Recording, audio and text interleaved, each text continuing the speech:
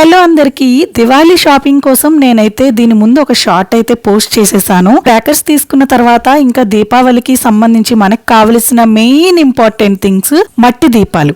So మట్టి దీపాల కోసం అయితే మేము చాలా దూరం వెళ్లాల్సి వచ్చింది. ఎందుకంటే ఇక్కడ శ్రీనగర్ లో ఉండేదే ఒకే ఒక మార్కెట్, దాన్నే గోలా మార్కెట్ అంటారు. సో అక్కడే అన్ని దొరుకుతాయి అన్నమాట మనకి. కానీ ఇక్కడ కూడా మాకు ఓన్లీ రెండు స్టాల్స్, అంటే రెండు చోట్ల మాత్రం పెట్టారు ఈ మట్టి దీపాలు.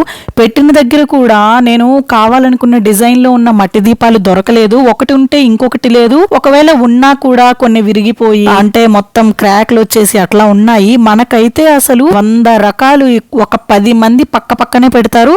మనకి నచ్చినన్ని దీపాలు, నచ్చినన్ని డిజైన్స్ లో నచ్చినన్ని కొనుక్కోవచ్చు. కానీ ఇక్కడ ఆప్షన్ లేదు, అవకాశం కూడా లేదు. నేనైతే పెద్ద దీపాలు, కొన్ని చిన్న దీపాలు, అన్ని మట్టి దీపాలే తీసుకున్నాను. ఎందుకో ఈ ఆర్టిఫిషియల్ దీపాలు ఈ మధ్య వాటర్ దీపాలను వస్తున్నాయి, అవి ఇంకా ఈ వ్యాక్స్ దీపాలు ఇవి. సో నేనైతే ఇంకా మట్టి దీపాలు తీసుకున్న తర్వాత ఇక్కడ మీరు ఫ్లవర్స్ లా కనిపిస్తున్నాయి చూస్తున్నారు కదా, ఇక్కడ కనిపించినవన్నీ కూడా ప్లాస్టిక్కే, మొత్తం ప్లాస్టిక్కే. ఇంత పెద్ద మార్కెట్ లో ఒక్కటంటే ఒక్క షాప్ కూడా లేదు, పువ్వుల షాపు. అంటే ఆలోచించండి, ఇక్కడ ఒక్క పువ్వు కూడా దొరకదు. ఇక్కడ ఈ కనిపించేవన్నీ కూడా అన్నీ కూడా ప్లాస్టిక్ ఫ్లవర్సే.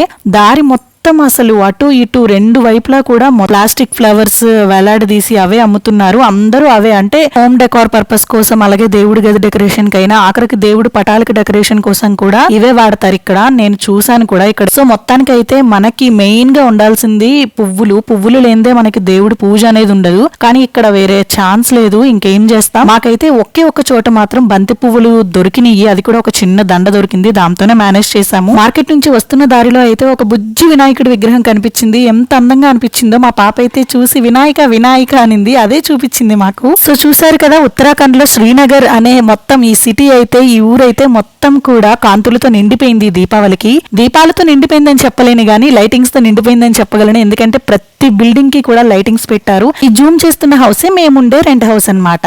అందరికీ దీపావళి శుభాకాంక్షలు. Please subscribe to my channel.